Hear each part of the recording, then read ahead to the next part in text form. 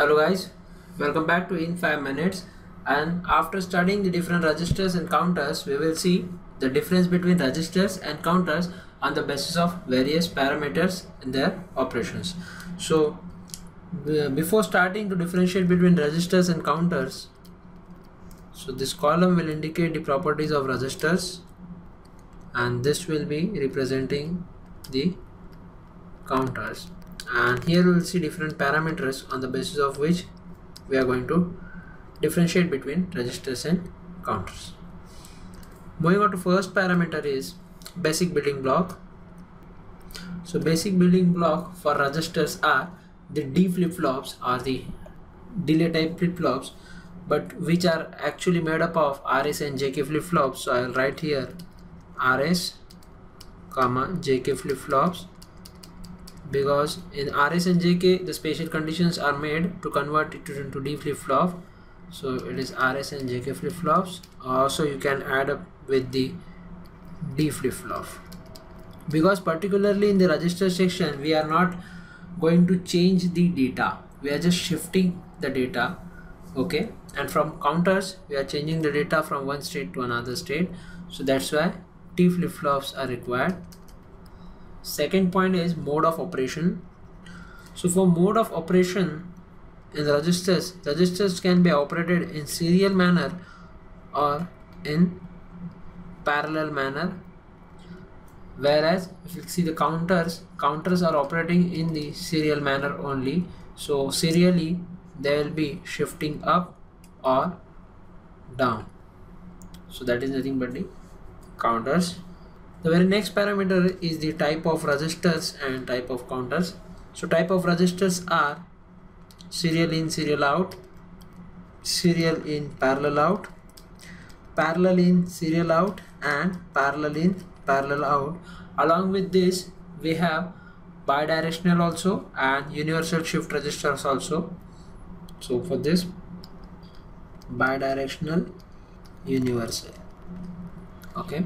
But in the counters we have up counters, down counters.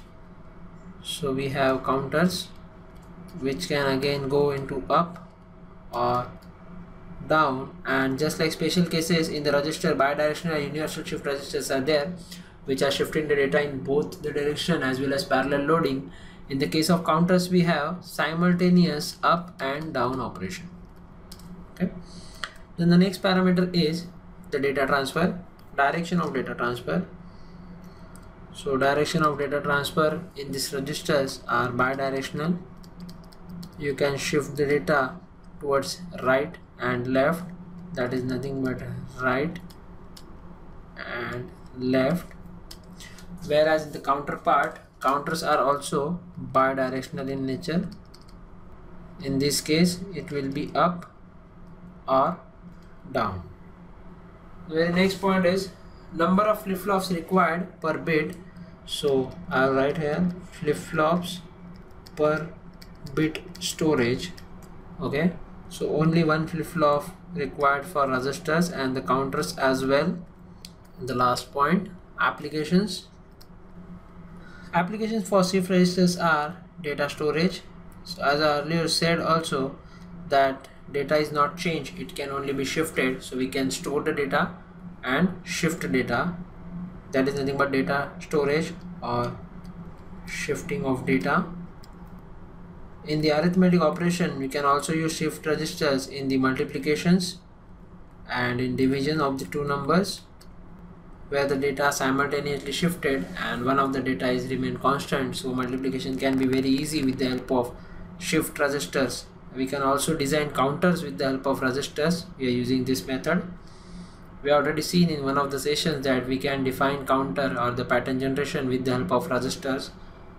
While looking up the applications of the counters part, so with the help of counters we can calculate the time requirement and the delay, time and delay calculations, as well as frequency calculations can be done with the help of counters, and some part of analog to digital conversion, that is nothing but ADC, and other parts can be done with the help of counters. So these are the various parameters on the basis of which we are differentiated registers and counters.